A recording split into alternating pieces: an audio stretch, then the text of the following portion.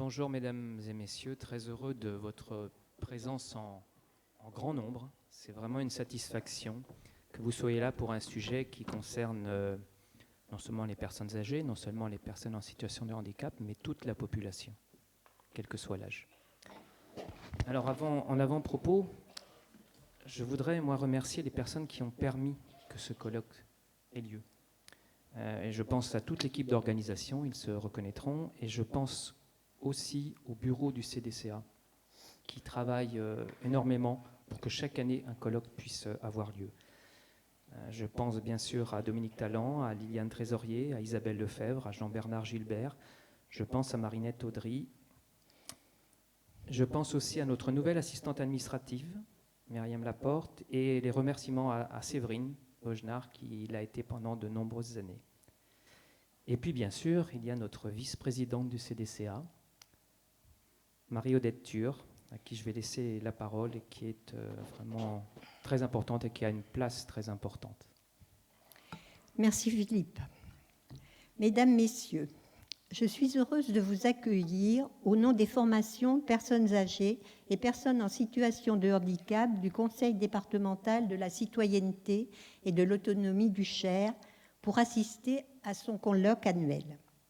Cette instance, présidée par Madame de Choulot, par délégation du président, a pour ambition de renforcer la démocratie participative au niveau local et de faciliter la co-construction des politiques publiques territoriales en concertation avec les personnes et leurs proches, les représentants institutionnels locaux et les professionnels du secteur de l'âge et du handicap.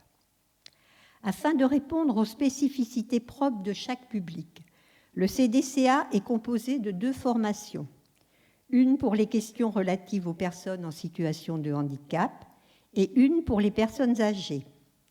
Les 2 formations regroupent 98 personnes issues de 4 collèges et elles se réunissent en plénière 2 ou 3 fois par an. Compte tenu du nombre élevé de ses membres, le quorum est difficilement atteint lors des plénières. En réalité, une trentaine de personnes s'impliquent régulièrement dans les travaux du CDCA. Dans le Cher, le conseil départemental met un secrétariat à mi-temps à disposition du CDCA, ainsi que des salles de réunion et un budget de fonctionnement. Je tiens à souligner que le législateur n'a pas prévu les mises à disposition obligatoires de moyens humains, techniques et financiers au CDCA par le département. Et pourtant, c'est une des composantes de son efficacité.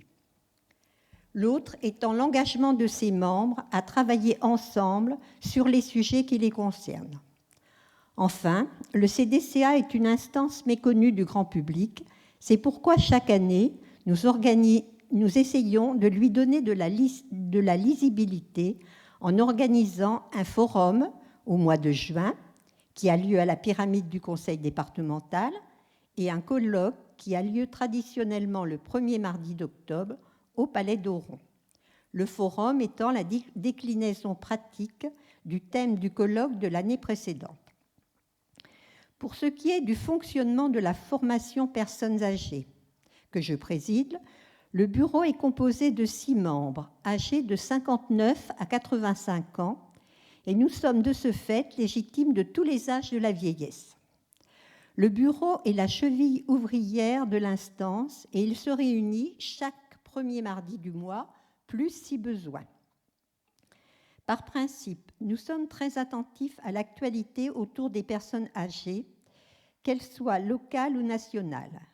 Nous partageons également les informations qui nous viennent de nos associations respectives et nous définissons les thématiques qui seront à traiter plus en détail en commission commune. Nous avons 8 commissions communes avec la formation personnes en situation de handicap. Depuis plusieurs années, nous sommes conviés au Conseil de vie sociale des établissements d'hébergement pour personnes âgées dépendantes, des résidences-services et des MARPA, ce qui nous permet d'observer les conditions de vie des habitants de ces structures. Nous échangeons sur ce que nous ressentons et sur ce que nous constatons, Et il nous est arrivé d'alerter Madame de Choulot sur des situations inquiétantes. Actuellement, nous sommes attentifs sur le devenir des EHPAD, car nous constatons que leur mode de financement est à bout de souffle et qu'ils sont pratiquement tous en déficit. Le fonctionnement des services d'aide à domicile nous inquiète également. Ils ont eux aussi des difficultés financières et des problèmes de recrutement de personnel. Nous sommes 2 membres du bureau à participer au comité de pilotage et à la commission d'attribution de la commission des financeurs. Là encore, l'usager est bien au cœur du dispositif et le département a fait le choix d'intégrer ses représentants à la réflexion et aux décisions. Nous sommes entrés en force au Conseil territorial de santé, qui est l'instance équivalente au CDCA auprès de la direction territoriale de l'Agence régionale de santé. 3 d'entre nous sont membres du bureau qui se réunit chaque mois pour traiter des problématiques de santé sur le département. Et fait quasiment unique, le président du CTS est membre du bureau de la formation personnes âgées du CDCA. Il s'agit de Philippe Dolivet qui animera notre colloque, démontrant ainsi notre grande adaptabilité. Nous communiquons sur nos actions via nos bulletins semestriels et notre site Internet. Nous rédigeons également une brève info mensuelle dématérialisée qui relaie des infos locales ou nationales grâce à des liens informatiques. Enfin, dans les prochains mois, nous allons participer à la mise en place du service public départemental de l'autonomie qui devrait permettre aux personnes âgées ou en situation de handicap d'accéder plus facilement à leurs droits. Le service public départemental de l'autonomie ne consiste pas à créer un nouveau dispositif, mais à faciliter la coordination de ceux existants. Dans le département du Cher, nous avons la chance d'être parfaitement intégrés aux travaux et aux décisions prises en direction de nos publics, et c'est une aubaine pour eux. Cela nécessite de notre part une grande disponibilité et surtout une bonne santé. À ce propos, la formation de personnes en situation de handicap est en cours de réorganisation du fait de la démission de son vice-président pour raison de santé. Ayons une pensée pour lui. Mon discours est loin d'être exhaustif sur l'activité de notre CDCA, et si vous voulez de plus amples renseignements, je me tiens à votre disposition, ainsi que les membres de notre bureau. Je vous remercie de votre attention.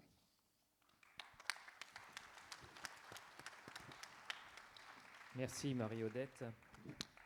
Je souhaiterais passer la parole maintenant à une personne particulièrement importante pour le CDCA, Madame Bénédicte de Choulot, qui est vice-présidente en charge des affaires sociales et de l'insertion du Conseil départemental, qui est effectivement notre présidente et qui est surtout toujours là pour nous soutenir et nous écouter. Merci beaucoup. Merci effectivement d'être venus nombreux pour ce colloque du CDCA dont, je l'espère, vous connaissez chaque année la qualité des interventions qui sont faites et puis la qualité de la réflexion qui est engagée. La réflexion qui est engagée, c'est important de vous le dire, on le reprécisait devant la salle à la presse, ces colloques du CDCA, tout comme d'ailleurs l'ensemble des travaux qui vous ont été décrits par Madame Thur, ne sont pas et ne sont jamais des faits isolés, puisque le CDCA travaille sur l'ensemble des politiques publiques qui sont actuellement engagées dans le département du Cher pour tout ce qui est autonomie, donc personnes en situation de handicap et personnes âgées. Et donc une réflexion est souvent effectivement suivie de travaux qui sont importants pour nous et qui nous permettent d'apporter une pierre à l'édifice justement de l'élaboration et de la mise en œuvre de ces politiques. Aujourd'hui, on va vous parler de la mémoire. Alors, je ne vais pas vous faire une blague en vous disant que j'ai oublié pourquoi on avait choisi ce thème. Évidemment, et c'est pour ça, je pense que vous êtes nombreux, comme vous le savez, la mémoire, c'est extrêmement important en matière d'autonomie. La mémoire, c'est un facteur fort du bien vieillir. Et le bien vieillir, c'est bien ce sur quoi nous travaillons quotidiennement dans nos politiques publiques d'autonomie.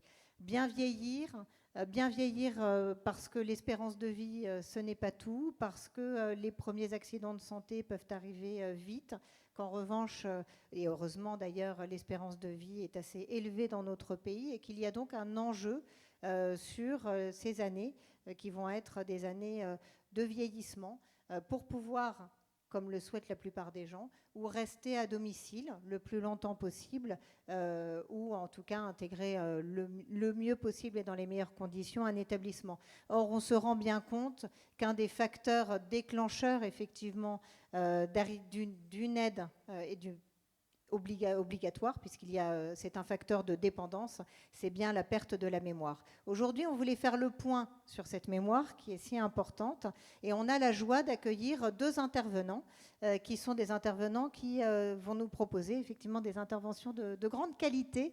À la fin du colloque, on saura tous comment on apprend, on saura tous comment on se souvient, et on saura tous entraîner sa mémoire, ce qui n'est pas rien, donc vous avez bien fait de venir. Donc, cher docteur Mallard, nous sommes ravis de vous accueillir et je vous présente également Océane Le Tailleur qui interviendra sur ce sujet de la mémoire. Je vais vous passer tout de suite la parole puisque c'est votre intervention qu'on attend avec le plus d'impatience. Merci. Merci à vous.